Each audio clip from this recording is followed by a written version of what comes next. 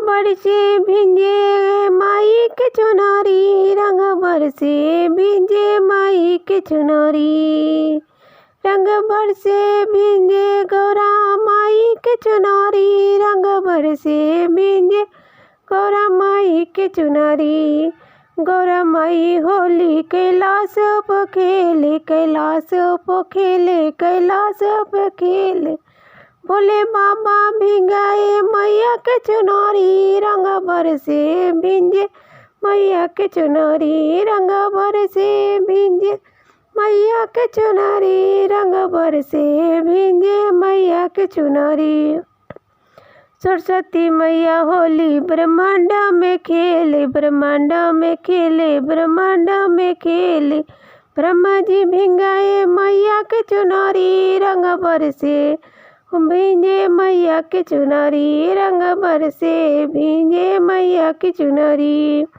लक्ष्मी मैया होली बैकुंठ में खेले, बैकुंठ में खेले, बैकुंठ में खेले।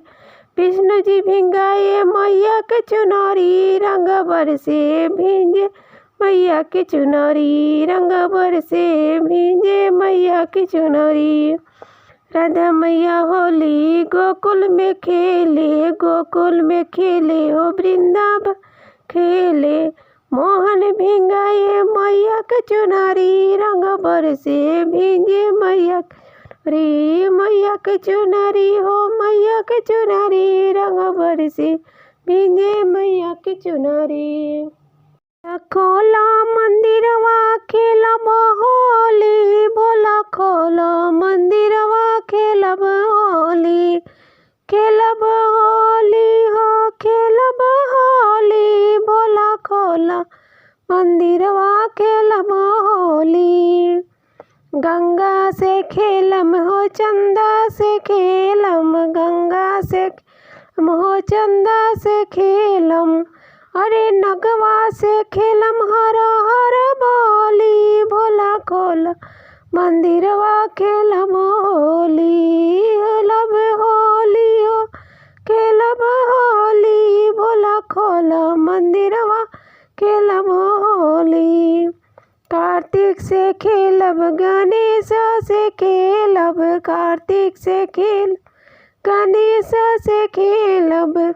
गौरा मैया से खेलब हर हर बोली, बोला खोला मंदिरवा खेलब होली।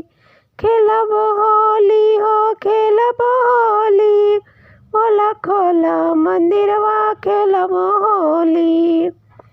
भैरव से खेलम हो नंदी से खेलम, भैरव से खेल हो नंदी से खेलम। सब युगियों से खेलब हर हर बोली, बोला खोला मंदिरवा खेल होली। सब युगनी से खेलम हर हर बोली, बोला खोला मंदिरवा खेलम होली। डमरू से खेलम त्रिशूल से खेलम, डमरू खेलम त्रिशूल से खेलम। अरे बिछुआ से खेलम हर हर बोली, बोला मंदिरवा खेलब होली। खेलब होली खेलब होली, भोला खोला मंदिरवा खेलब होली।